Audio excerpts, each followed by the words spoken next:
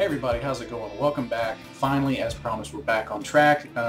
In case you don't know, if you haven't been following the website, my two Twitter accounts, the Facebook page, MySpace, or LinkedIn, I have had some computer issues and had to build a whole new computer and lost almost everything, including the lesson I was going to have for you last week. So, redoing it, we're talking about tapping. And tapping is a fun way to really express some of your inner shredder. You know what I mean? You can be that guy at Guitar Center that has the amp turned up way too loud and annoys everybody in the store. I'm kidding. You don't want to be that guy. We're going to talk about how to tap, just kind of the basics of tapping for those of you who've never really tried it, and some ways for you to use tapping in a musical way, you know, as well as just kind of the basic shredding thing. So here we go. If you've never tried tapping before, it's very easy. Essentially what it's doing is you're adding another finger to the mix. You can do something as simple. The way that I got started into doing tapping is just by doing something as simple as tapping out a major scale. Basically where I have the tapping finger tapping on one fret the whole time. In this case we're going to tap in E major. And then with this hand just go down the scale. What I would do is tap and then pull off, and then hammer, and then tap.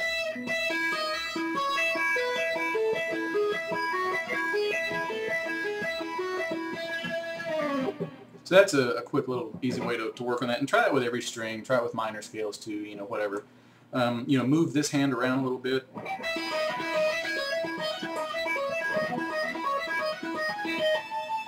So that can be kind of fun too. Another cool little thing to do, pick tapping.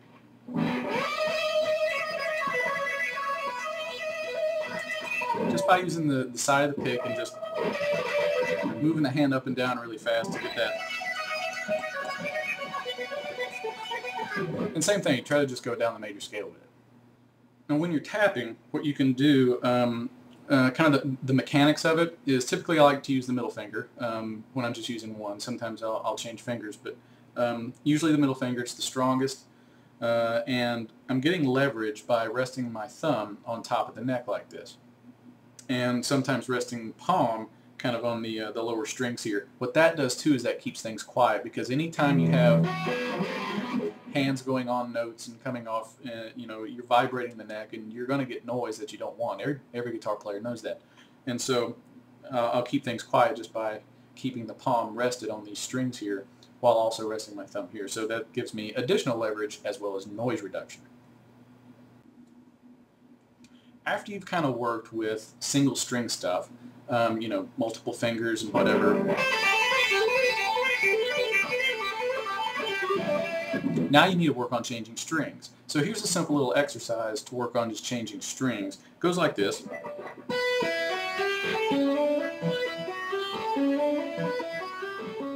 So the way this works is I'm going to tap on the 12th fret of the B string, so tapping on a B, and then what I'm going to do is pull off to an E, which is the 5th fret right there, and then hammer on to an F sharp, which is your 7th fret, and then hammer on to the G, being your 8th fret.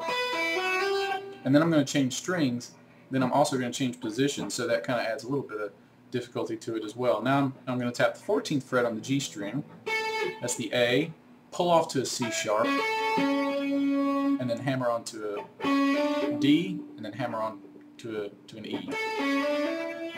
Like that. Just keep doing that. Another way you can work on changing strings is, you know, keep everything maybe on the same fret and now work on changing fingers. You know, in this example here,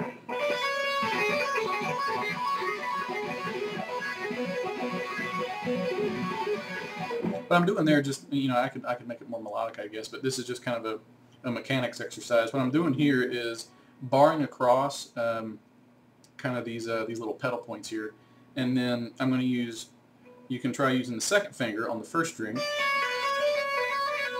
and then use the first finger for the second string. You can even try, normally what I like to do is actually use the third and second finger, so using the ring finger here, and then using the middle finger right there. Now something you can do too is, you know, up the stakes, add some more strings in there. Go through a scale, something like a G major scale in this position, something like that, and now what you're doing instead of this little 3-note per string kind of thing that you would see in typical legato style is now you're going to do like a 4-note per string kind of thing. This can be really cool. So instead of playing, you know, now I'm going to add a 4th note right there by tapping, and I'm going to do that with each string. Just kind of go up, you know, if you know, instead of being on a B, making the first note B, now you can make it C and go C, B, A, G. Same thing here on the 2nd string, as opposed to going F sharp, E, D. Now you can go G, F sharp, E, D.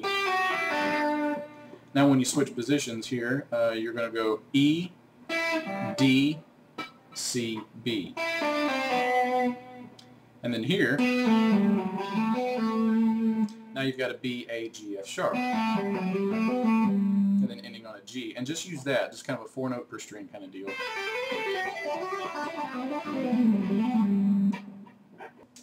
Alright, let's take a step away from kind of the cool little shredding kind of thing. Yeah, it's cool, it's fun, and you can definitely do some melodic things with it. But here's something that I bet you Guitar Center guys, and you know who you are, you know, the loud amp guy.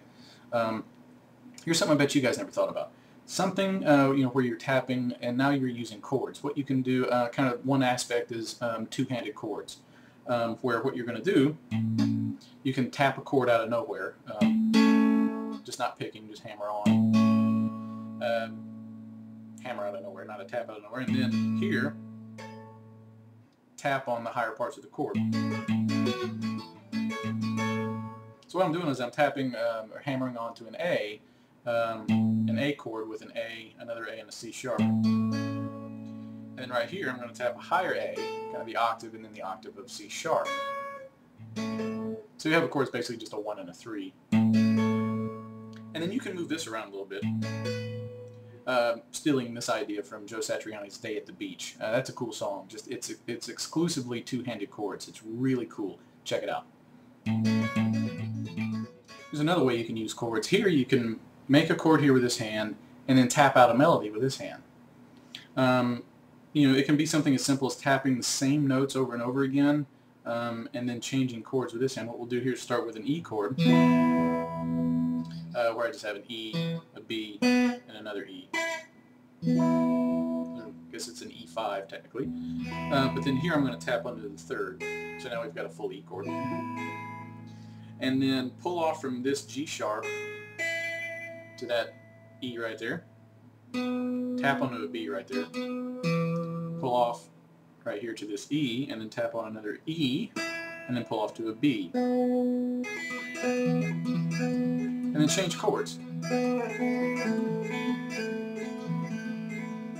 So that can be kind of a fun way to do that. I mean, you can change that up too, and you know, change notes here and create a melody.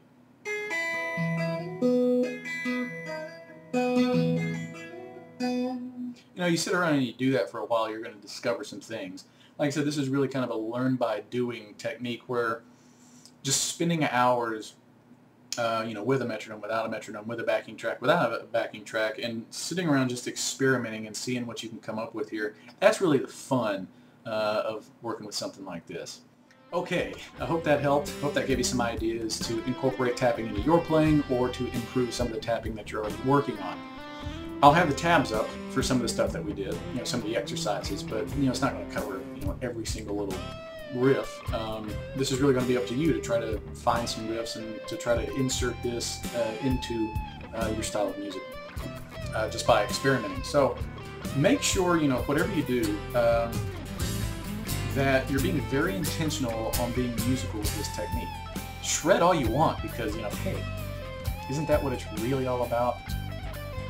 But be musical with it. That's going to be the key. Make your flurry of notes a beautiful flurry of notes. That's really what's going to separate you from that guy in Guitar Center to that guy on stage. You know what I mean? Well, I'll see you next week.